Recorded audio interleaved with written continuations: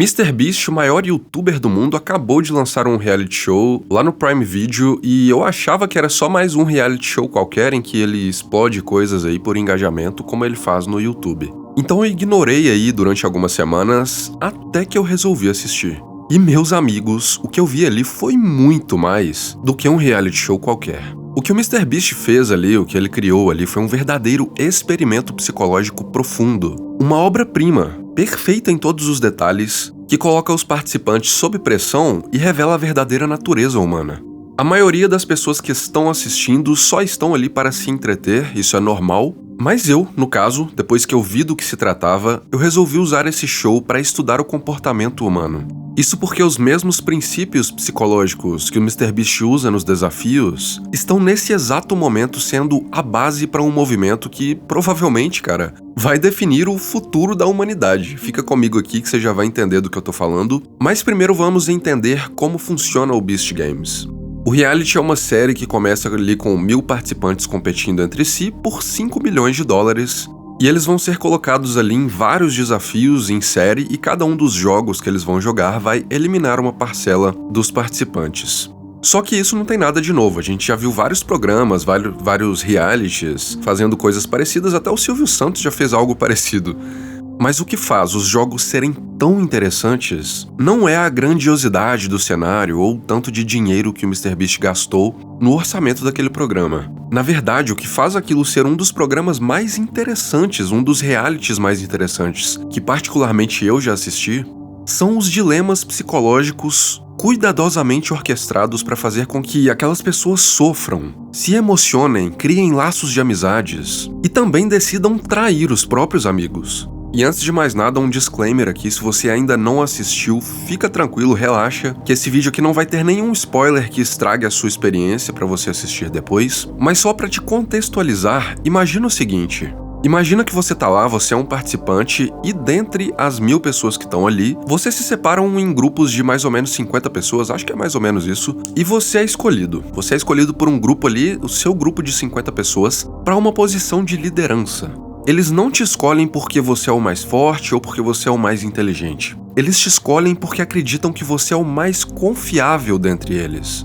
Alguém que se sacrificaria pelo bem do grupo. Então você sobe a essa posição de líder e agora você está diante de uma decisão. O MrBeast te suborna com uma quantia absurda de dinheiro, o suficiente para você mudar a sua realidade financeira e da sua família. Tudo o que você precisa fazer para ter esse dinheiro na conta e continuar jogando o jogo, tá? Você não pega o dinheiro e sai, você pega esse dinheiro e continua disputando ainda pelos 5 milhões. Tudo o que você precisa fazer é apertar um botão. Mas tem um preço.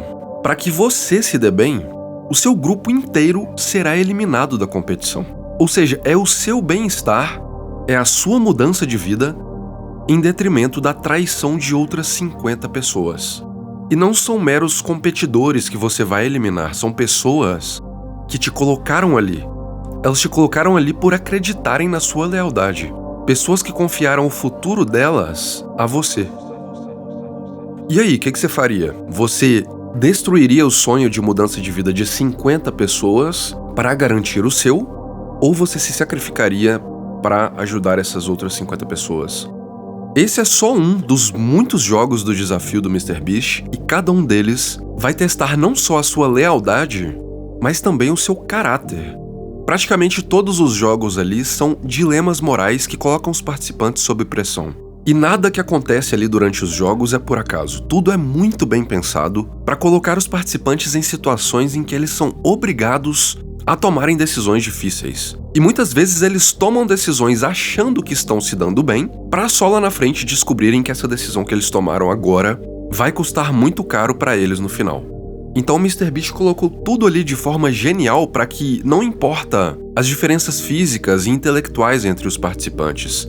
Por exemplo, homens não têm vantagem competitiva por serem naturalmente mais fortes. O que determina se um participante ali é eliminado ou avança não é a força ou as habilidades dele, mas sim a capacidade que ele tem de prever e de reagir estrategicamente ao comportamento dos outros. E é isso que faz com que o desafio inteiro seja montado, estruturado de uma forma genial. Qualquer um que assista ao show tem que admitir que aqueles desafios ali são geniais. Mas nós só não podemos dar 100% dos créditos dessa genialidade ao MrBeast isolado, porque nada que acontece ali é de fato um conceito novo. Porque todas as situações difíceis em que os participantes são colocados são altamente inspiradas na teoria dos jogos. A teoria dos jogos é um estudo muito famoso que analisa como as pessoas tomam decisões em situações em que o jogo ali não é um jogo de soma zero, em que o resultado que aquelas pessoas vão ter depende também das escolhas dos outros. Todo mundo ali está entrelaçado e a decisão que você toma impacta na decisão dos outros e vice-versa também. Essa teoria é usada amplamente para prever movimentos macroeconômicos, movimentos políticos e até negociações de guerra.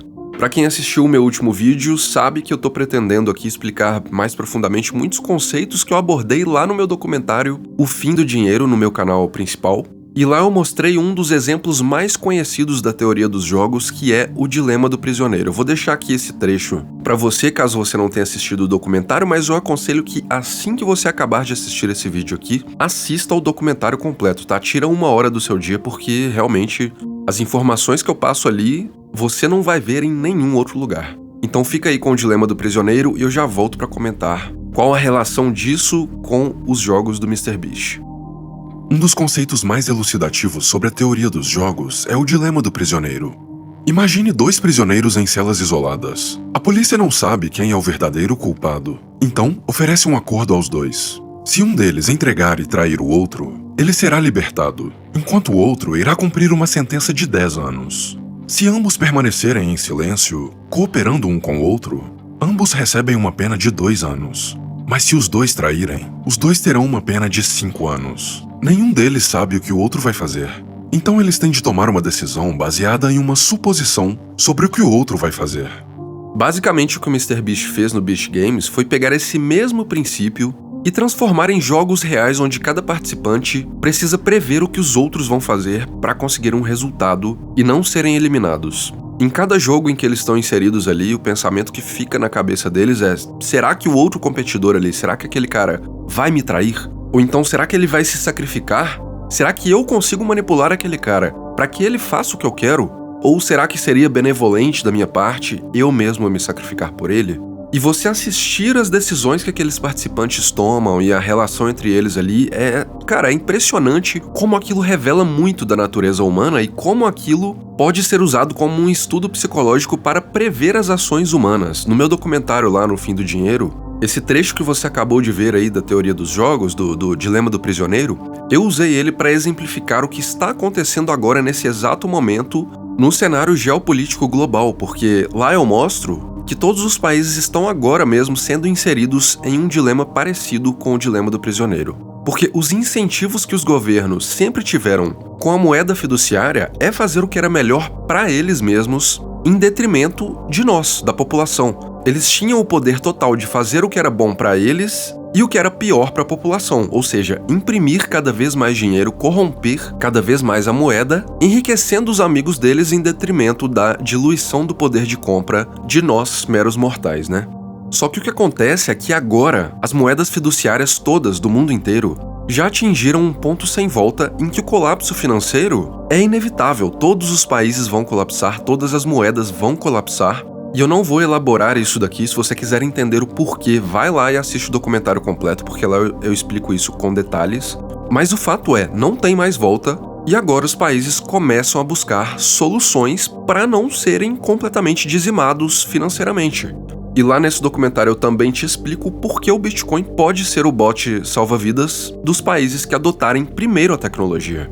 E aí talvez você diga, mas você tá viajando, cara, porque os países nunca abririam mão do próprio poder ali de controlar a própria moeda fiduciária para usar o Bitcoin ali, porque isso os prejudicaria, né? Isso seria ruim para eles. Eles podem imprimir a moeda deles à vontade e o Bitcoin eles não podem imprimir, eles não podem dominar ou controlar. Tudo que eles podem é acumular.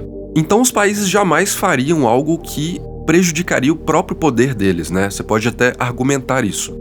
Mas é aí, cara, que entra o conceito do equilíbrio de Nash. Caso você não saiba, John Nash foi um matemático precursor ali da teoria dos jogos que ganhou um prêmio Nobel de Economia em 1994. O trabalho dele foi revolucionário porque ele provou que, mesmo quando há uma relação de competição, é possível fazer com que os resultados entre os competidores daquela relação sejam equilibrados. Só que para que haja esse equilíbrio, nenhum daqueles competidores pode fazer o que é melhor para si. Mas ao invés disso, todos eles têm que fazer o que é melhor para o grupo. E eu tô falando aqui de países competindo entre si para ver quem tem mais poder macroeconômico. Tem uma variável agora no cenário que não existia antes, que era o colapso das moedas fiduciárias. Eles sempre puderam inflacionar a economia imprimindo mais moedas sem grandes repercussões negativas para eles. Só que a gente está agora num ponto em que isso já se tornou insustentável. Ou seja, fazer o que é melhor para eles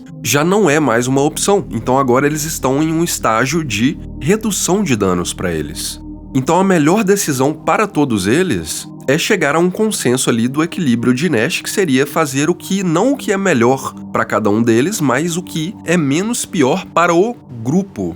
É exatamente isso que os governos vão fazer se começarem a adotar o Bitcoin como eles já estão sinalizando, né? Se você está acompanhando aí o que está acontecendo, Trump já sinalizou, Putin já sinalizou, existem rumores fortíssimos aí de que a Arábia Saudita já está fazendo em segredo uma reserva estratégica de Bitcoin, e a partir do momento que eles começam a se posicionar ali no tabuleiro, os outros jogadores, né, os outros países, têm também de tomar decisões em relação a isso.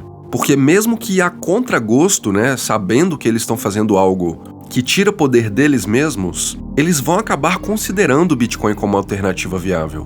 Porque se um país decide adotar o Bitcoin enquanto os outros ainda estão presos ao sistema fiduciário, esse país vai atrair um fluxo gigantesco de capital, de investimentos e de talentos. Então isso vai criar um efeito dominó, o Bitcoin vai se tornar cada vez mais valorizado, e esse país que tomou a frente, né, que assumiu essa posição primeiro, ele vai assumir também posições de vantagem econômica em relação aos outros. Agora, se todos os países decidirem ignorar o Bitcoin, o que acontece é que eles vão permanecer no sistema atual, ou seja, o sistema fiduciário, onde eles têm o poder total sobre a moeda e podem imprimir mais dinheiro. Mas aí é que está o problema. O sistema fiduciário já está à beira do colapso. As moedas já estão perdendo valor absurdamente, a inflação já está fora de controle e a confiança das pessoas na economia global nunca esteve tão baixa. Agora, se os maiores países decidirem entrar em um consenso e adotar o equilíbrio de Nash, isso significaria adotar o Bitcoin em conjunto. E o resultado disso é que eles perderão o controle absoluto sobre o dinheiro, só que eles vão ganhar algo muito mais valioso. Eles ganham a estabilidade econômica e a prosperidade, né? A prosperidade a longo prazo. Fazendo isso, eles fortalecem o sistema financeiro global e se tornam potências econômicas num novo sistema, num novo paradigma monetário. Quem fizer isso antes, quem chegar antes nessa nova corrida do ouro, tem mais vantagens. Então, no fim, o que a gente está vendo agora, bem o inicinho mesmo, os governos estão engatinhando nesse sentido aí, mas o que a gente já está vendo é a decisão desses governos aí fazendo o que é melhor. Aliás, não fazendo o que é melhor para eles, né? Não é sobre o que é melhor para eles, mas sobre o que é menos pior para eles, é a redução de danos. Pensa bem, eles estão agora, depois que o Trump já anunciou que quer uma reserva estratégica de Bitcoin, inevitavelmente todos os países estão jogando um jogo e estão inseridos em um dilema. E esse dilema é parecido aí ao de dois restaurantes concorrentes em uma mesma rua movimentada, por exemplo. Imagina que esses dois restaurantes têm que tomar uma decisão aqui entre baixar os preços deles ou não. Se um restaurante abaixa o preço e o outro não, esse que abaixou o preço atrai mais clientes e isso vai, naturalmente, compensar a redução dos lucros dele ali, fazendo com que o lucro de varejo, né, no volume, cresça e seja maior ainda do que o lucro que esse restaurante tinha antes de baixar o preço, enquanto o outro restaurante ali que não baixou os preços acaba perdendo clientes. Só que num cenário em que os dois restaurantes decidem baixar os preços, eles vão manter a mesma quantidade de clientes, o que significa que o lucro dos dois vai diminuir. O que não é um cenário bom para os dois, mas é o que eles têm de fazer para não serem muito prejudicados pelo outro. E por fim, se nenhum restaurante der desconto ali para os clientes, os lucros se mantêm no nível atual. Só que é impossível um deles ter a certeza do que o outro vai fazer, de que mesmo que eles combinem ali de não mudarem os preços, um restaurante não pode ter certeza de que o outro vai cumprir com a palavra dele. Então, o equilíbrio de Nash aqui seria ambos os restaurantes baixarem os preços ali, baixarem a margem de lucro deles, o que levaria a uma queda de lucro dos dois. Isso seria bom para os consumidores, só que seria ruim para os próprios restaurantes, mas ainda não seria a ruína deles. Seria uma espécie de redução de danos, entendeu? Então, cara, é muito louco. E por falar em Bitcoin aí, se você não sabe como comprar Bitcoin de forma segura, sem ninguém ficar bisbilhotando o que você tá fazendo com seu dinheiro, aí embaixo na descrição eu tô deixando um link de um vídeo onde eu te explico como fazer isso, passo a passo. E também dá uma olhada aí na descrição, tem outros produtos aí para criadores de conteúdo. Eu te indico que assim que você sair desse vídeo aqui, você vai lá assistir o meu documentário O Fim do Dinheiro, se você não assistiu ainda. E se você já assistiu, vai lá assistir o Beast Games, porque realmente o MrBeast se superou, é muito legal aquele reality show, eu tô gostando muito de assistir a série, então tô vindo aqui fazer uma propaganda gratuita pra vocês. É isso, te vejo em breve.